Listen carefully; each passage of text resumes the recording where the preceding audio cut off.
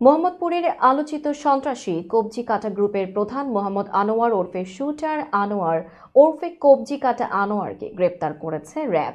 শুধু তাই নয়, কবজি কেটে টিকটকে ভিডিও করে উল্লাস করতেন আনোয়ার ও তার গ্রুপের সদস্যরা। বিস্তারিত থাকছে ডেস্ক রিপোর্টে।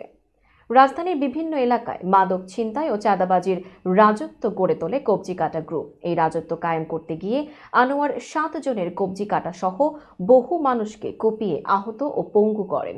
রাজধানীর কেরানীগঞ্জ থেকে 2 সহযোগী সহ শুটার আনোয়ারকে গ্রেপ্তারের পর র্যাব জানিয়েছে, ছিনতাইয়ের সময় কবজি কেটে নেয় আনোয়ারের দলবল। এই কারণেই তার গ্রুপ পরিচিত হয়ে ওঠে কবজি কাটা গ্যাং হিসেবে। টার্গেট ব্যক্তির উপর হামলা ও ছিনতাইয়ের সময় আনোয়ারের স্টাইল হলো যেই ব্যক্তির উপর হামলা করা হবে তার আশপাশের রাস্তায় কৃত্রিম যানজট সৃষ্টি করা। এরপর তারা যানজট কমাতে সহযোগিতা করার নামে কৃত্রিম ব্লক সৃষ্টি করা। পরে আনোয়ার এসে টার্গেট ব্যক্তির ওপর হামলা করে। পাশাপাশি সে আসার আগে সামনে ও পেছনে একাধিক টিম থাকে। র্যাব 2 এর অধিনায়ক অতিরিক্ত ডিআইজি খালিদুল হক হাওলাদার বলেন, গ্রেপ্তার আনোয়ার ওরফে কবজি কাটা আনোয়ার 2005 সালে জীবিকার সন্ধানে বাগেরহাট জেলা থেকে ঢাকায় তার বাবার কাছে চলে আসে। ঢাকায় এসে বিশুদ্ধ খাবার পানি পরিবহন করত।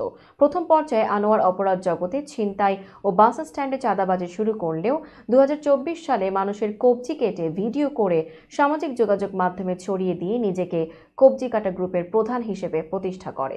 কবজি কাটা ভিডিওটি টিকটক ও সামাজিক যোগাযোগ মাধ্যমে ব্যাপক আলোড়ন সৃষ্টি করে। এক প্রশ্নের জবাবে র্যাব 2 এর অধিনায়ক বলেন, গত 5 আগস্টের পর যৌথ বাহিনীর অভিযানে 5 শতাধিক ছিনতাইকারী গ্রেপ্তার করেছি।